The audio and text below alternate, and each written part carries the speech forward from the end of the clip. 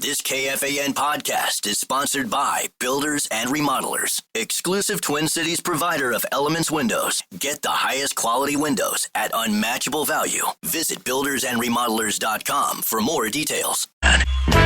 Just in case you missed it, it's the top 5 sports talkers of the day. Now, it's time for Dan Barreiro's Top 5 at 5. Brought to you by Gutter Helmet of Minnesota. Never clean your gutters again. Learn more at gutterhelmetmn.com.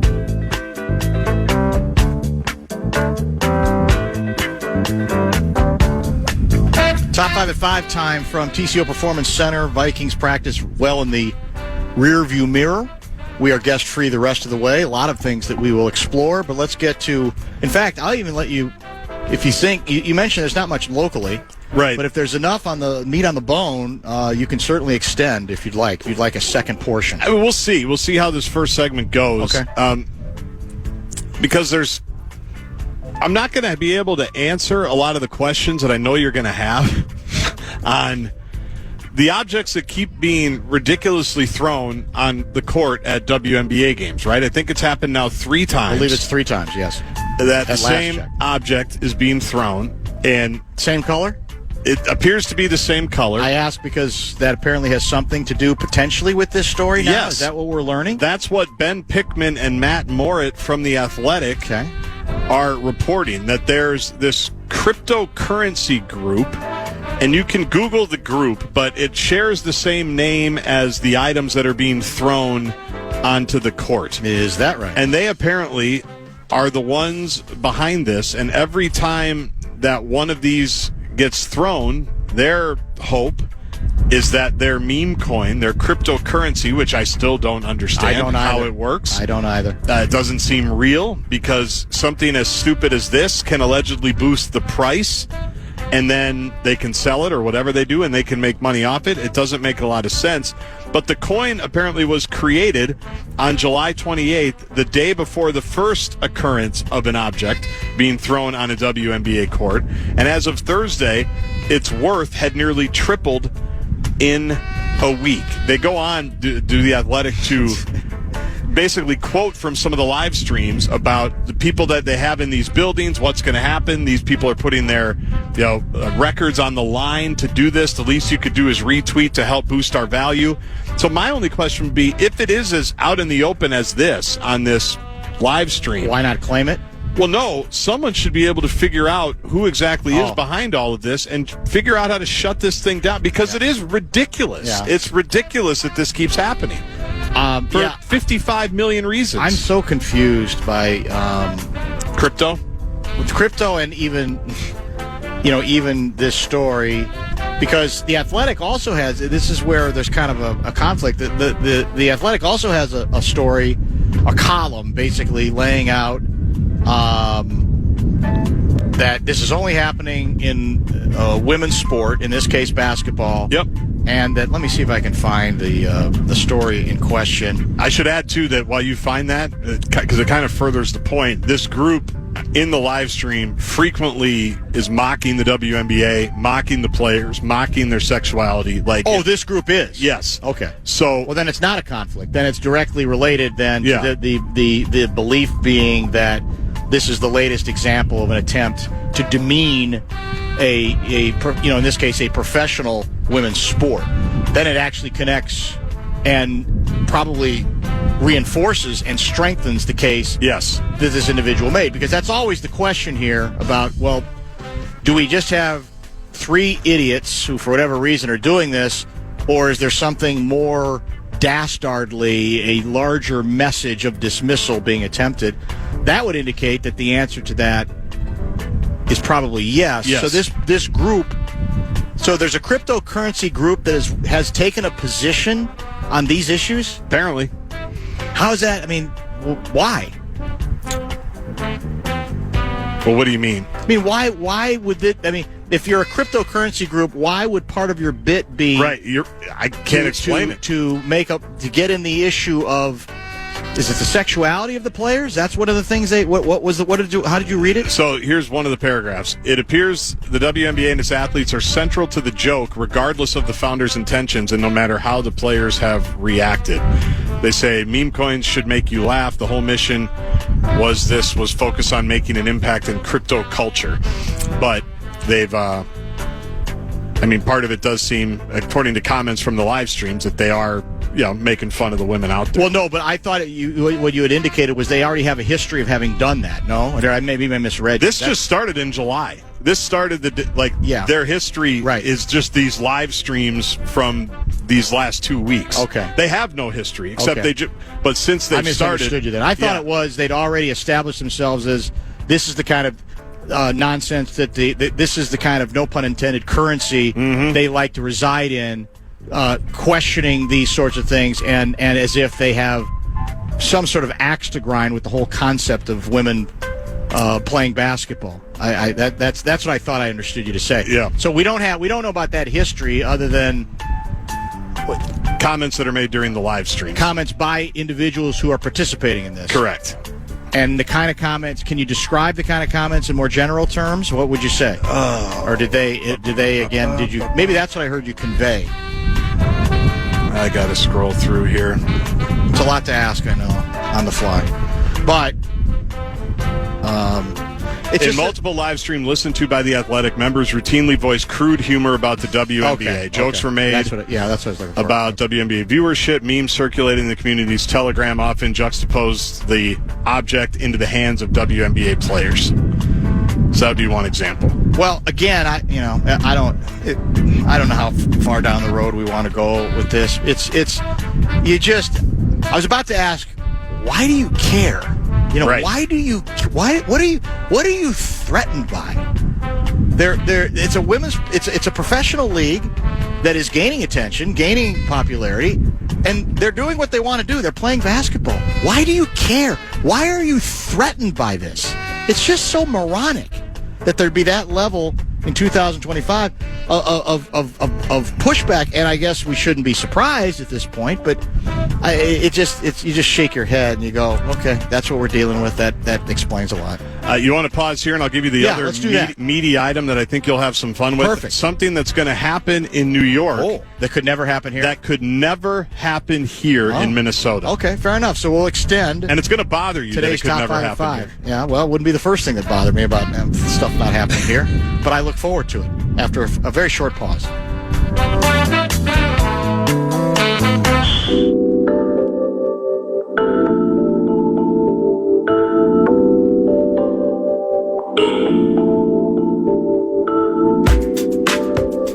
We've extended the top 5 at 5. Started a little bit late. I'm not going to lie; it's a pretty tough act to follow. The first item that we discussed, but I'll give it you can give it your best shot. On August 15th, so a week from tomorrow, it's Beatles night at Citi Field, honoring the 60th anniversary of the Fab Four's performance at then Shea Stadium, the first rock band to perform a major stadium concert. That was the milestone. We can't do it here because why? Well, we were the only place in the country that didn't sell out the Beatles. Apparently, we were bored with the Beatles. Yes. So much so that we didn't sell it out, and then we kicked them out of the hotel, I think, right? Or at least threatened to kick them out of the hotel? Threatened to kick them out of the hotel because they were bringing girls up to their rooms. Minneapolis girls. And we didn't like that. I think the hotel was, and I think the hotel was downtown. Yes, it was. Not mistaken. It was. Was the Leamington? Leamington, I think. I'll try to look it up. But anyway, yeah. That was great audio we had from our Inspector General Remember at that? the time. God, that was Many good. of these girls were from the suburbs or Minneapolis and should not have been in there past curfew. Should not have been in that spot at all. The celebration will begin with a performance by 1964, The Tribute, in front of Shea Bridge, and the first 15,000 fans will receive an exclusive Shea Stadium replica. Here's my favorite part. The first pitch will be thrown by members of the game day staff who worked the famous concert. Wow. That's cool, I think. That's impressive. So they've got to be in their 80s. Yeah, they got to be. At minimum. Yeah. Right? There may have been some teenagers working back then. I mean, I wonder if in any... I don't expect that he has, but in any of the 18 or 19 McCartney appearances in the Twin Cities the last several years, has he ever needled the audience? It's a great question. My guess is that's not in his nature. No. John Lennon would. Yeah, they didn't like us. Yeah. They didn't like us. We got kicked out. It's just so good. Got kicked out of the hotel. We need another hit, guys. Didn't the late, great Ron Rosenbaum tell us he was there? Yes. Yeah, that's what I thought. I think Sauce's dad was there, too. Oh, that's right, yeah. I'm pretty sure. Also at Woodstock. Yeah, Rosenbaum, he claimed he was there. He claimed he was there, yeah. I guess that's one of those things like you could, how do you prove it? Wasn't Thinking Ain't Gal there, too? I think Thinking Ain't Gal was there as well, yeah. Those are the names that come to mind when I think of the Beatles at Met Stadium. What did we attract that night? Want me to try to find out? Double check that. I'm sure we talked about it at the time, but it was it was on record. Every place else, man, you couldn't get a ticket. I've told that story before when the Beatles came to Comiskey. It was on that same tour, or one of those tours, and I found out literally last minute that my cousins were both going to see the Beatles. That's right. And I was like devastated. I was like, and it was the kind of thing where you knew you couldn't say, well, we only have so many tickets. So you just deny it until, wait a minute, they're going off in a car together. Where are they going? Oh, they're going to Comiskey Park to see the Beatles. And I said, well, what? Because I was already into them, and I had already lost myself in all of their eyes. Leamington Motor Inn. Leamington, that's it, right? Yeah. Minneapolis. Right. Word had leaked because girls were already crowding entrances and contriving schemes to bypass security. That's not the Beatles' fault. 4 teenagers squeezed into garbage cans near the hotel's kitchen door with hopes of being carried inside. This is from very creative. The Minnesota Historical Society. Yeah. One of the limo drivers found himself enlisted for crowd control duty. He was given a shortened broomstick. Before the more successful intruders could step off the elevators onto the 5th floor, he barred them with the broomstick. Susan Stocking, a young reporter for the Minneapolis Star, had no designs on the Beatles other than getting the story. Her guise as a hotel waitress, complete with uniform and food cart, got her past the guards and into a room with John Lennon, Ringo Starr, I don't remember that part. and George Harrison. Lennon, rather than being annoyed, seemed to welcome this diversion from the boredom of his hotel room. He answered her questions and posed for a photograph of Stocking as waitress, pouring him a cup of coffee. After the interview, he saw her out with the words, "Cheerio now, and let me shake your hand like an Englishman." Here's the best part. What's the date?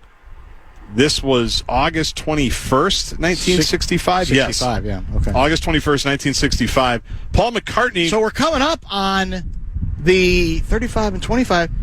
That's the 60th anniversary. Yeah, that's why they're doing it at Shea. Yeah. Because we were a couple of weeks after them. Right. Paul McCartney was having a less tranquil evening. Minneapolis police alerted that the bass player and vocalist might be holed up with a fan, pounded on his door, threatened to arrest him, and made the girl leave, saying they were enforcing the midnight curfew. The Beatles' management responded with the threat that the group would never play Minneapolis again, and they never did. They never did. What's wrong with us? Was the girl underage? Well, that's what I feel like police inspector guy hinted at, but I don't think they necessarily were convincing on that. Well, he did, talk to the manager, and he goes, and that's fine by me. He goes, he said they'd never return here, and I said that's fine by me. That's right. Yeah, he basically if it's never, it'll be too soon. It'll be too soon. Yeah. Only us, man. We got to get McCartney out. I got to figure this out. Oh, that'd be unbelievable. Because that would be... he'd have to remember it. Would he want to remember it? That's the question. Yeah, that's the thing, because... Let's be honest. If we get McCartney, it's probably the one time you're ever going to interview him. Yeah, and you can't blow it. There's a lot of things you want to talk to him about. Right? That you want to. That you have questions on. Besides this, which is certainly the best local angle ever, because I bet he's never been asked about any of this. I bet she hasn't.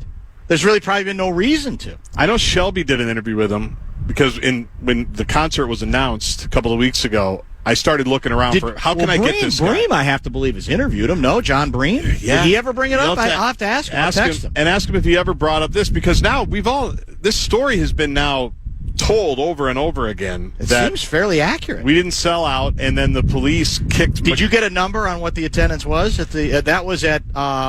Metropolitan Stadium. Metropolitan Stadium, right? I don't see a number... They're saying Beatlemania was in full throat. Okay. They're saying it wasn't like it was sparse. It just might not have been sold out. Well, I don't know. Sure as hell it wasn't sparse at Comiskey Park. It wasn't sparse at Candlestick. It wasn't sparse at Shea Stadium. I know that. I'm going to go through the actual archives maybe during the next break. Maybe we can find that. And I'll see if we can get an actual attendance record. I would love to know if McCartney remembers... Any of the kerfuffles, yeah. just about the police, the management. Well, the way the way, if we had enough time, you could do it strategically is you ease into it. Yeah. And you say, look, local angle's always big in this town. You were only here once. What do you remember about it? But my problem is if you don't lead him more directly than that, McCartney being McCartney, my guess is he's just going to give us some fairly sanitized answers. You know? Yeah, I do know. I mean, he might surprise us, I guess. He might surprise you. You might have to nudge him. And then the question is, if you nudge him, are you wasting too much time on it if he's not going to end up, delivering the goods? Well, he obviously himself has not held it against Minneapolis because he's been here, like we said. That's a good point. A lot. Yeah. Well, not with the Beatles. Not with the Beatles, no. Right. But he could have held it against us for his entire career. Yeah, I guess that's true. But he keeps coming back to Minnesota. Maybe he'd tell us it was embellished. But, I mean, this stuff, we quoted. These are all newspaper stories, right? Yes. There was no we weren't making this. We played the audio of the police officer. Yeah, that's exactly right. It's somewhere. We might have to play it again. And when we hit the anniversary. When's the anniversary? The 21st. 21st of August. Yeah, so that will be the first day of the State Fair. First day of the State Fair. Yeah, the first day, 2 weeks from today. Yeah. Interesting. Had a little bit of a disagreement with the police. Yeah. That is a good feature, though, that are a good nugget regarding the staffers who were there. That's awesome. At Shea. That's a tremendous. That takes some creativity and a lot of work to even think of that. Yes. Hey, why don't we bring back on the big anniversary? Who can we bring back? And folks who are working, and the bit then, of course, was the battle. The challenge was at most of these big venues, no one could hear them sing. Right. Because the screeching and the screaming was so over the top.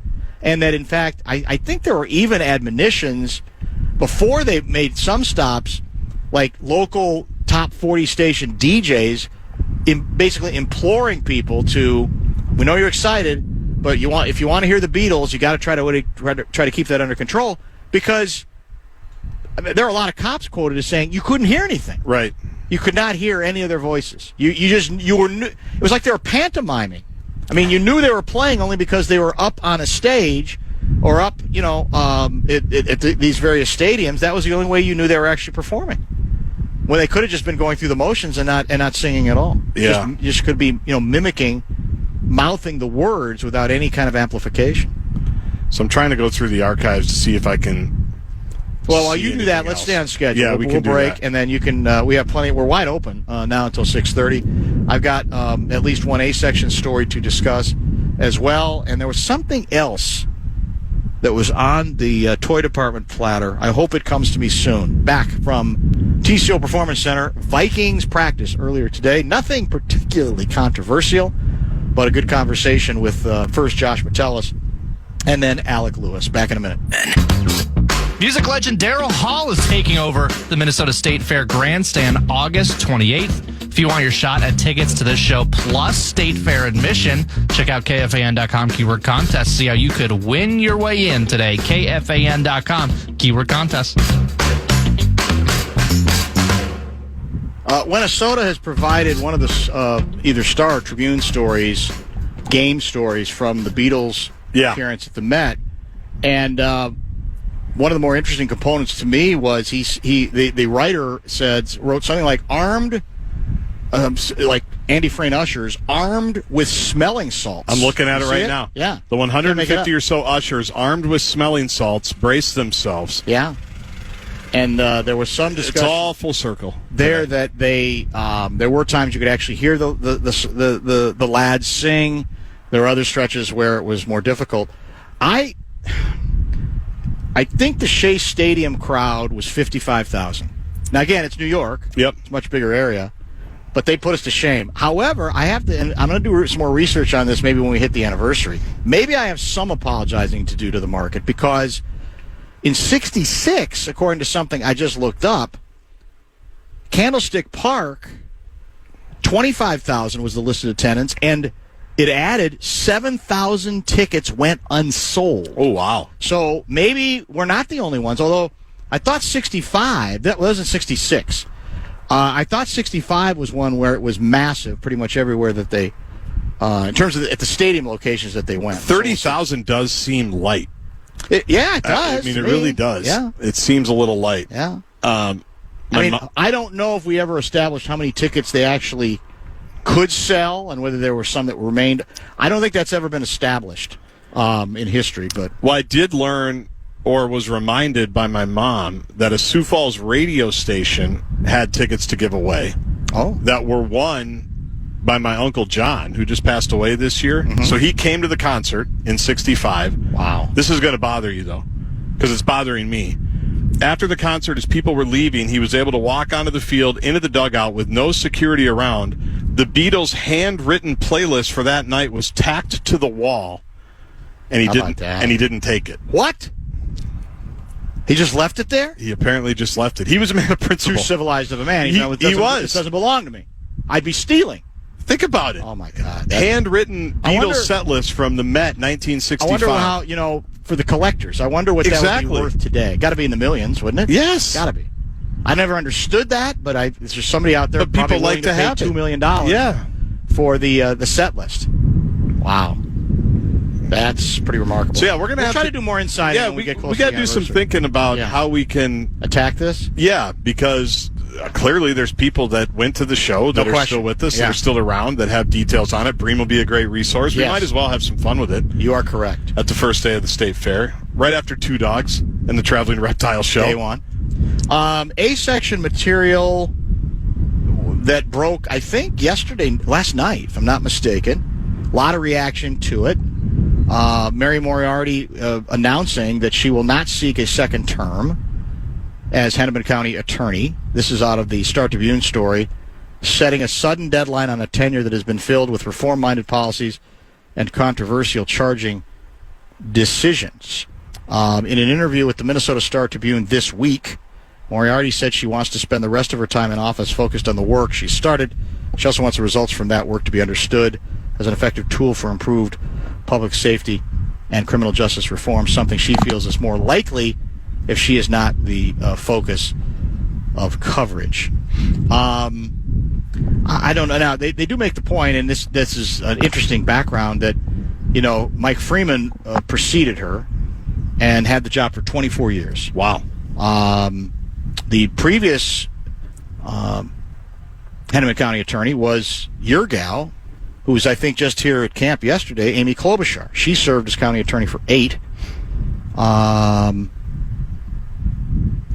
Prior to Freeman, Tom Johnson had served as county attorney for 12 years as well. I don't want to pile on because maybe that it seems like that's what I do, but I just feel like every story from her, the degree to which she paints herself as this sort of this victim, of circumstances and misleading headlines. And look, any politician must deal with misleading headlines, and some of the stuff that's written and said is inaccurate. But there are just a couple places. Where's the key quote I was looking for here? All kinds of attacks on me. No, that's not it. I'll have to find it. It was somewhere to the effect of, that people get too hung up on individual cases and not so much the overarching philosophy that's guiding them. And I would say, come on, man, you know better than that. In fact, they're linked inextricably. The individual cases are part of what contribute to whatever your overall philosophy happens to be. And so the idea that we can't isolate individual cases because we've got the greater good involved here, well, yes, you can, if the conclusion being drawn is that those individual cases do not serve the higher purpose that you think you're doing, or that you're picking the wrong cases to make a specific example out of. We've talked about this for months. We've had judges who've been judges in this area for decades who have said, I'm doing stuff regarding some of these plea bargains I've never done before, where I'm stepping in and saying, that's right, I don't even think that the conclusion I was given from her office confirms that this individual is on a better path. The information I can look at indicates there's a serious question there. Those cases all matter. And to pretend that individual cases don't, I guess I just don't understand it. It's too easy to turn this into, well, every one of my decisions is politicized. It's the real world, man. Mary knows that. What are we dealing with here? Righties and lefties are constantly being forced to deal with politicized responses. And there have been, as far as I'm concerned, too many cases that forget, because she says the stories that generally come out are not what the office is doing or why. It's been, I'm controversial in doing this thing. I think it's been a real disservice to our community and to our office. Well, there are people who would say respectfully that they think some of the decisions you've made have been a disservice to the community. And I'll say again, the dirty little secret that I don't even think is that big of a secret anymore is there's plenty of Democrats who maybe even endorsed her, maybe even said, yeah, I want to try this, who said this is not a good look. That a number of key cases do not look as if she's following any sort of thread that is in the interests of the community. Where was the quote also? This is about recidivism, drunk criticism, on a variety of charging decisions, giving plea deals to the teenagers who killed Zariah McKeever, overcharging badly the Minnesota State Trooper Ryan Londrigan. Those charges later, of course, were dropped after we spent a bunch of money at the recommendation of outside counsel, if you'll recall that. And they acknowledge in the story, to their credit, her critics have included Republicans and Democrats. And she's been routinely lumped in with other progressive district or county attorneys across the country. Things that people feel free to say, right, that's hurtful, but they've never been able to talk about or criticize our data points at all, because data points aren't the whole story. Let me give you another example. When she's asked about her decision to divert charges against a state employee who keyed a number of Teslas earlier this year. It's a big one. Which, by the way, I think erroneously, the Star Tribune describes as a fairly marginal crime that drew national headlines to her office. Moriarty said it served as a reminder that media focus is not the same thing as meaningful work. Quote, the people in North Minneapolis don't care about a keyed Tesla. They care about gun violence. They care about their kids being shot. What does the media choose to write about? And from what point of view do you choose to write it? That leaves out so much, it almost makes me sick to my stomach, right?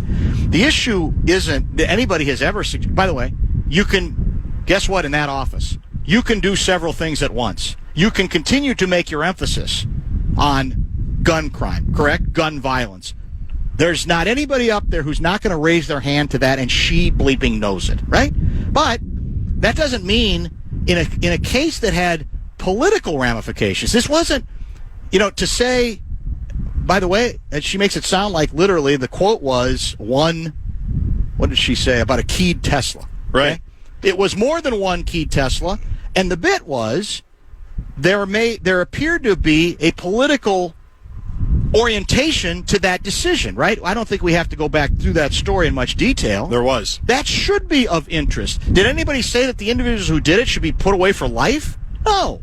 But to be that dismissive in that sense is exactly why she's in the position she's in, I think, of getting criticized. The idea that anybody is asking her to make a choice between the two indicates that apparently her office, she doesn't have enough people who can do several things at the same time. Right. Makes no sense to me.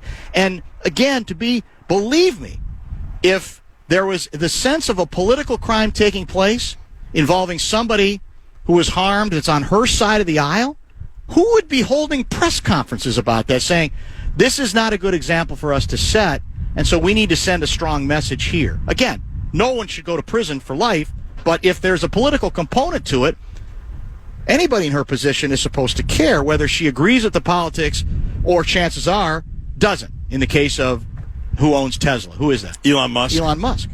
So it's so disingenuous to me of an answer to pretend that, well, if I'm emphasizing one, I can't care about the other. Here's the other thing. You know and I know. This is probably provable. The one individual most responsible for the change for the better when it comes to carjacking issues and even some gang issues in the greater metropolitan area is Andy Luger. Period. End of story. Does that mean all of her policies are terrible? No. Does that mean there may be some success stories that we can point to? I'll be glad to talk about it. But you know and I know, Luger came in emphasizing this, not running from it, not apologizing from it, saying, man, since I've come back here, there's a safety issue going on in this town. Now, he has more power. He has more resources that she might not have, even in terms of sentencing, etc. I will grant that point. But let's be serious about if there's a change for the better at the top of the list, it's the approach that Luger, the no-nonsense, RICO approach that Andy Luger took. I mean, who are we kidding here? So to me, this comes off as, hey, I know I would win anyway, but I want to make the emphasis what we're doing. How is that? That's too long a time for people to forget that she's in charge. In the next 17 months, she's still going to have great influence on a lot of decisions in this area, right? People aren't going to notice now because she's not running. It just doesn't make any sense to me. And I think deep down what she knows is she was going to be vulnerable. There'd been rumors, I don't know where they're at, that Ellison was going to challenge her, if you'll recall. Yeah, Keith Ellison. That's right. He's denied it, I think, or he's not, necessarily said he was going to go down that route.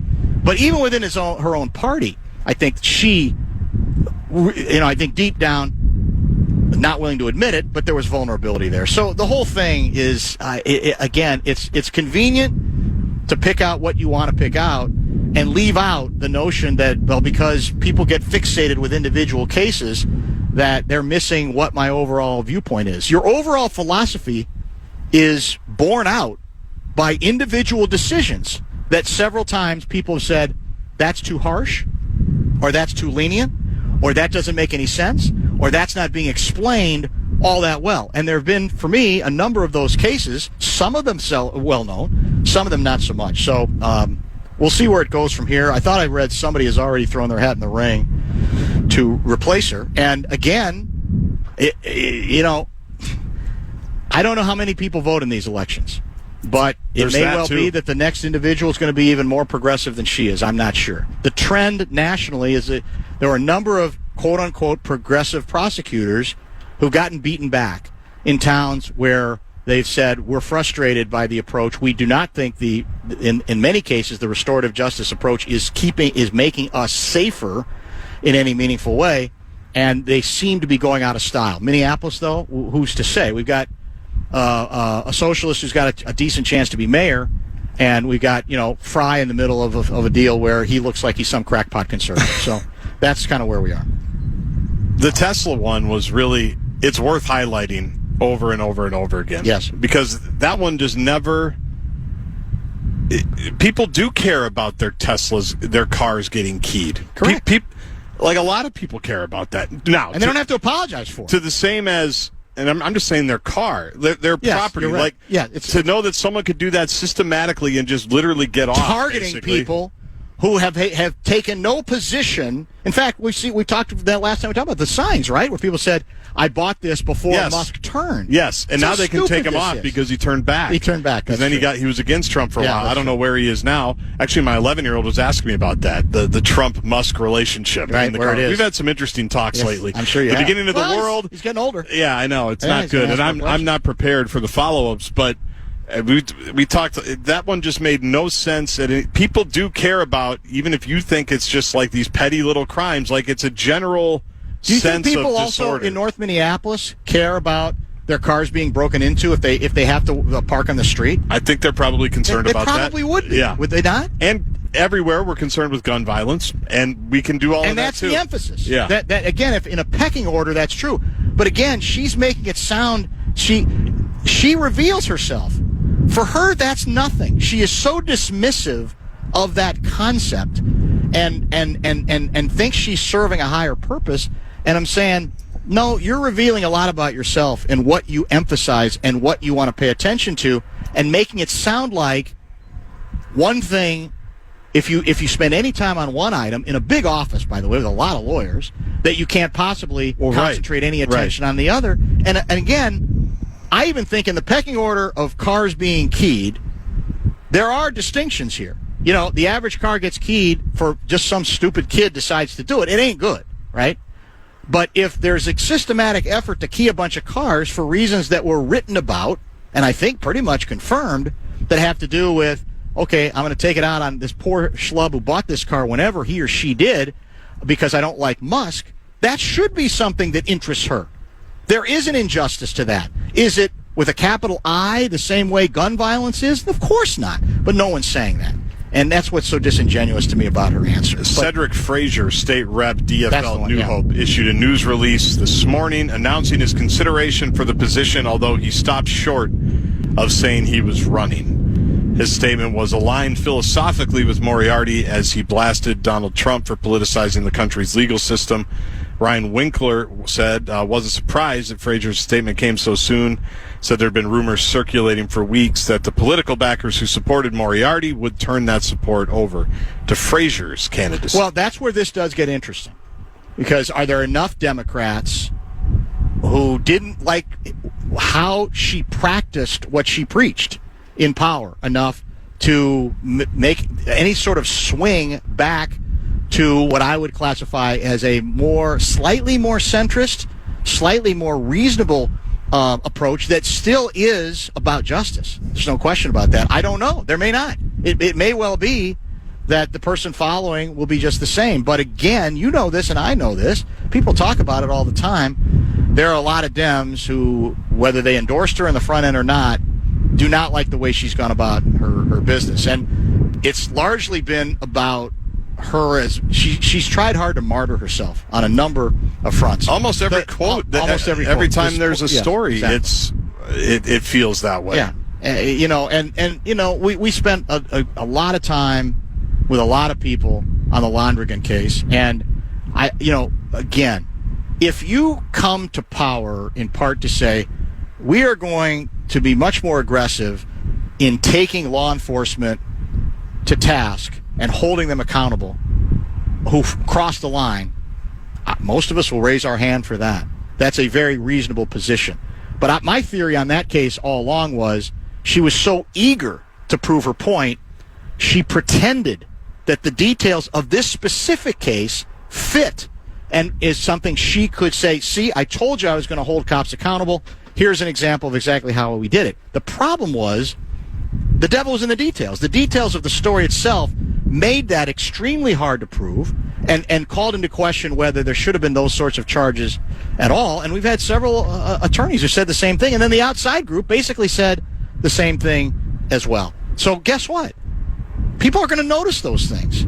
The idea that that's an isolated case, that's a big case. That's a significant case. And if you pick the wrong cases to make that larger point, I'm going to make good on what I promised, then that's a flaw. You have to let the case come to you, and the case, I think, has to fit. I just don't think on that particular occasion it fit all that well at all. All right, let's do this. We'll make this a top-of-the-hour break. Let's get back to some toy department Vikings conversation. Maybe a couple of other toy department items as well between now and 6:30. If you're getting a little bit of a wind in the background, it's because we're on location. And it is a bit breezy here at TCO. We're about the only ones left. I think even the cleanup crews have all left now. It looks pretty vacant. Usually there's people kind of milling around. Yeah. KOC was here late today. Was he? With his family. Oh, yeah. Interesting. About 4:45. Did you try to flag him over to see if you could get a Well, he was talking. It looked like his parents were here and then his wife. And, okay. And then he just vanished. I don't know. Yeah, because why not get a quick update? Trade? I don't think it was a trade. No trade. Nothing like that. Too early for that. All right, back in a minute right here on The Fan.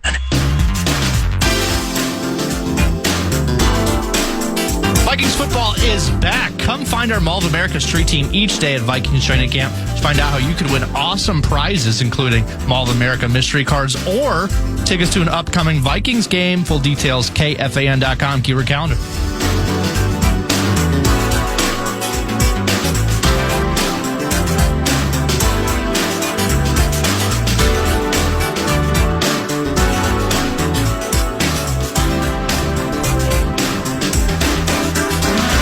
RJ, I've already reached that point of training camp, and this might be a little early, where I'm just begging for the season to start. Oh, I've been there for like 2 months. Have you? I was there in minicamp when we were talking about JJ. I just need it so bad because I already think we go in this full circle, and we did with Alec Lewis, where it's, okay, we all know there's danger of overreacting. We offer cases of previously overreacting that turn out to be nonsense, but then we admit, well, it's hard while it's happening to not react and to overreact. And it's, again, because that's all we have to go on. And to that extent, it's got to be covered and observed and followed. And the only thing that gets us to that other place, that place that matters, is we get our first regular season game. That's it. And September 8th. Is it? See, that's too far off. Yeah, it's a month. It's a month. I know. Too long. I've been saying this for 2 months. 3 preseason games? Yeah. The third one won't matter. Second one might, maybe a little. None of them matter. And the first, well, even none that of them doesn't do. really matter. Well, I don't know. Your guy needs. I think your quarterback needs a little success. Sure, but again, if he has it or doesn't have it, what's that going to matter on September 8th? Well, it might give him a little bit of confidence. I mean, practice makes perfect, doesn't it? I guess. I don't know. I think the whole thing is overblown. Well, there's no question. I mean, I think. But now you're playing or not then there are playing. people screaming, "Go! Why are you guys there?" I know. What are you doing out there then? Because you're having it both ways. You're saying it's overrated, but yet here we are, day after day, night after night, month after month, year after year, decade after decade. I like to think of it as training camp for me is almost like the State Fair tune-up, where we get good in-person conversations with some of our friends, like Ben and Kevin and Pete Bursich when he remembers, and Lavelle, and then obviously Alec Lewis coming by today, and then I love the KOC chat. That's always good, and then hanging with the players for a little bit is always, I think, somewhat compelling. So that's what I think the value is. I've been ready since like the fourth J.J. McCarthy minicamp press conference. Yeah. Actually, probably like the second J.J. McCarthy. Well, I think what I do is I lie to myself a little out of self preservation to say, okay, I got to get into this a little bit, otherwise I got to sell it. Oh, I like watching it, and then even that starts having declining results. Where you go, oh God, I'm running out of steam. I think I'm starting to run out of steam already. Yep. Are you familiar with Clay Travis? Oh, yes. Is this accurate? Here's what he tweeted. No, this one isn't necessarily political of nature. Okay. It will cost you nearly $700 to stream the nationally televised NFL games this fall across 6 different streaming platforms. Add nearly $500 more if you want Sunday ticket. Yes. Sports fans are getting gouged. Cable was a much better deal. It's true. I don't know exactly about those numbers, but we talked about it at the time when the schedule came out, right? When you factor in the Paramounts and the Amazons and the Peacocks and the Netflix now, right? Netflix is in on it. When you start adding all that up, yes, it's easily into, I guess that would be 4 figures. I mean, the $1,000 neighborhood if you want to watch every single game, or just like Clay said in that first part of the tweet, most of the nationally televised games. Yeah, it's crazy. Well, how does it work then? How did people, they pay all that? How many people can afford? So in effect, he's saying if you put those two numbers together, where did that go? He's saying it's about $1,200. $1,200. Yeah, yeah. How many people are doing that? Enough, obviously, to keep the system enough attached. Because they keep going with it. But now what I think is there a tipping point? That we haven't hit it yet. But now what I think is interesting is that streaming partners are now bundling together. Yeah, they are. Which is hysterical because that was cable, right? Yeah. When this whole cord-cutting thing started 10, 15 years ago and really heated up in the last 5, 6, 7 years, all of a sudden you see, well, this group wants to go with this group, and the sports groups, maybe Fox and ESPN will go together, and ESPN, is doing their direct-to-consumer in a week or two with some NFL Network stuff. But isn't some of this misleading because a lot of us have access to those games through subscriptions in which we get other things too, right? What do you mean? Well, you get, because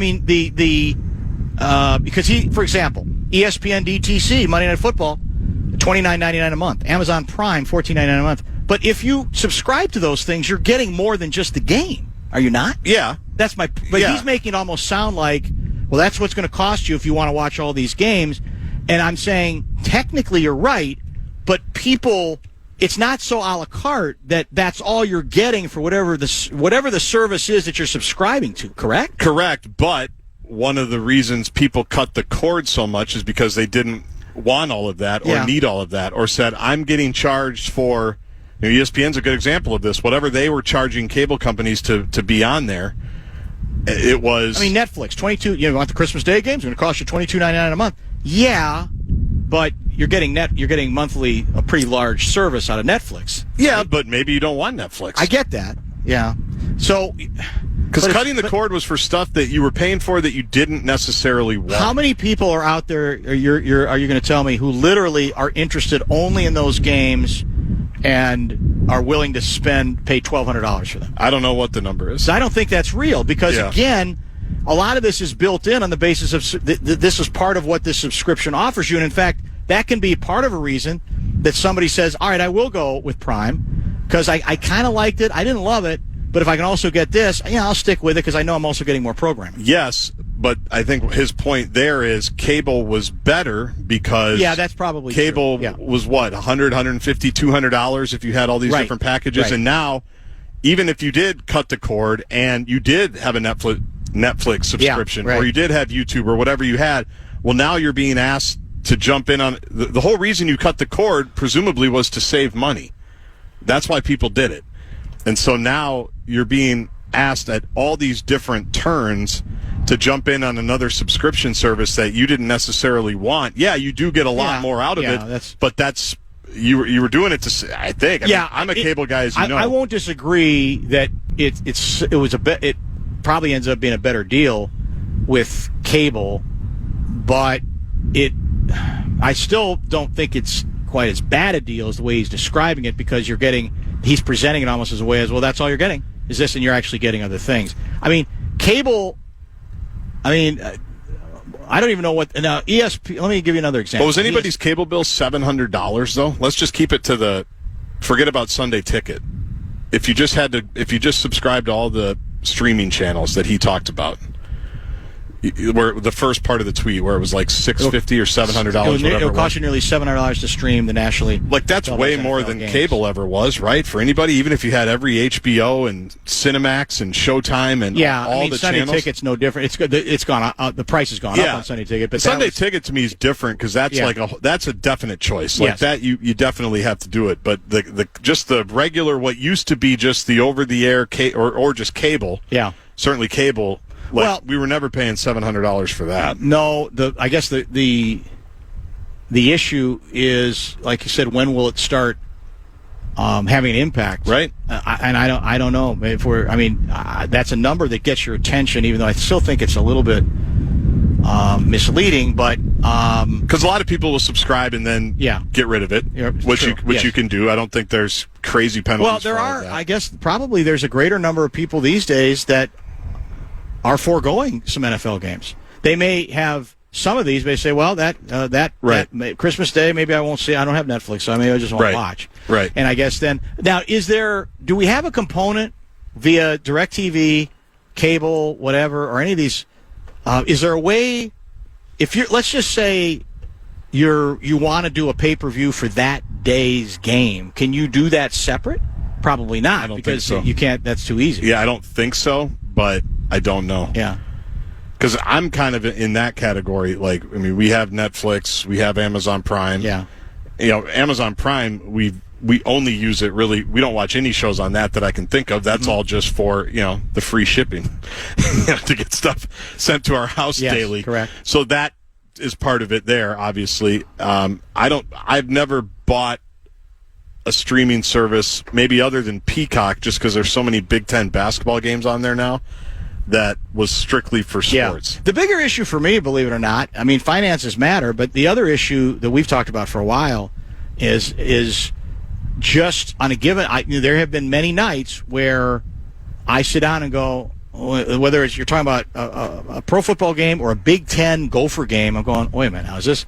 I'm looking on the regular channels, and I go over and then, wait a minute, this might be one of those Peacock games. Yep. And it's a barrier. It's frustrating. Yeah. We have to deal with it because that's the nature of the way this business works now. But it was a lot easier before in that regard. We just got to keep searching the channels. Now, what I've been told over and over is you got all these remotes now, you can talk into them, you can ask for whatever, and it'll show up. Yes, it will. I'm not very good at doing that. Yeah, and you can do that. That's on me. Xfinity has, and my kid knows how to do it. It's the C button, which takes you to the sports app, which every game that's on anything, including ESPN+, streaming outlets Peacock, and on regular TV. It's all right there. Okay. But the problem I don't like in this new world, and I don't think I'm alone in this, is that it's not when you want to watch a bunch of games. Yeah, the switching we talked about. Yeah, the switching is, to me, the biggest annoyance. That's got to be coming, right? I got to believe they're getting closer to fixing that issue. I guess. But so the old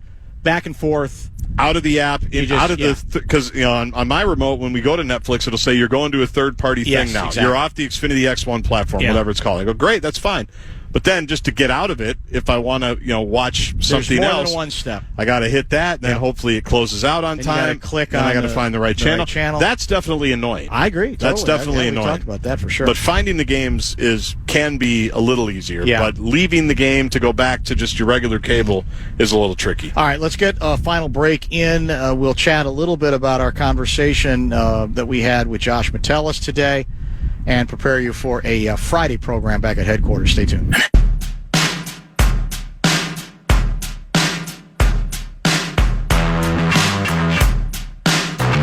It's the Bumper to Bumper Show Wrap. It's brought to you by American Pressure.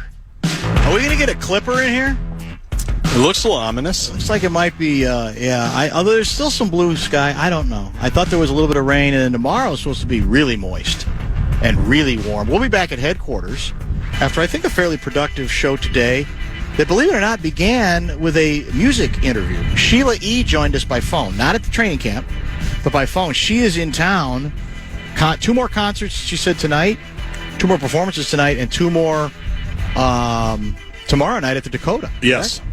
And we had a quickie discussion with her on a number of subjects, including her connection to this marketplace as well. Her chiropractor's here. Chiropractor's here, among other things. That's great. Important. That's great. Very, very important. There's no question about that.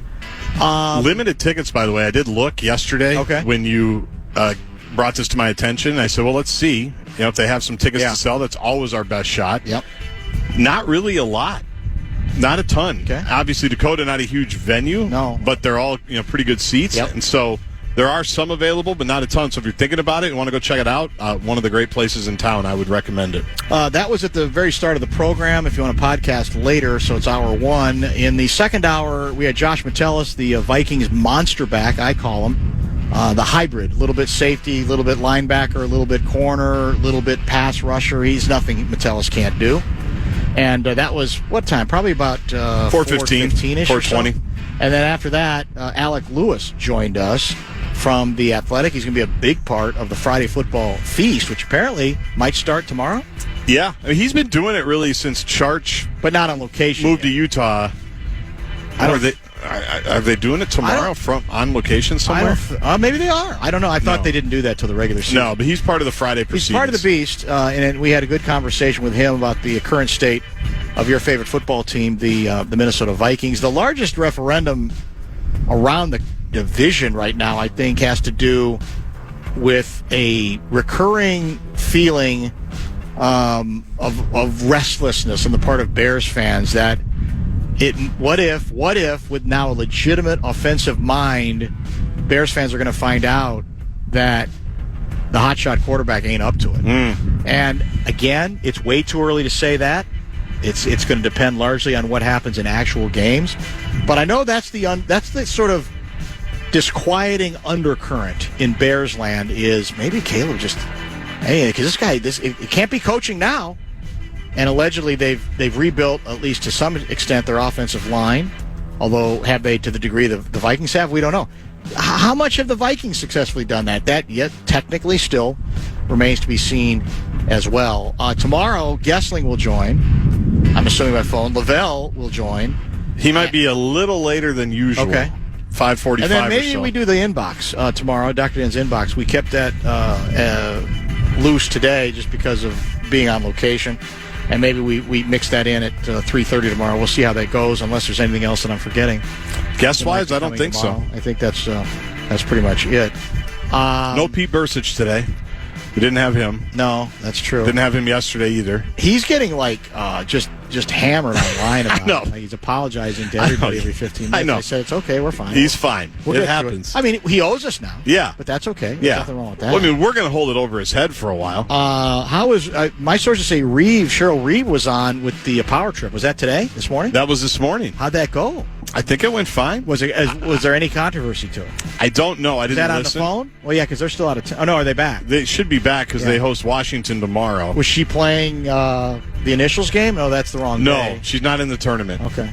Yeah, the tournament I think continues tomorrow. Tomorrow. Yeah, I'm kind of curious how that went. Whether did Christine Brennan call in? I don't think so. She did not. That would have been a hell of a call. We could have told her to. Yeah. I probably could have texted her the hotline. She's fearless. She would have.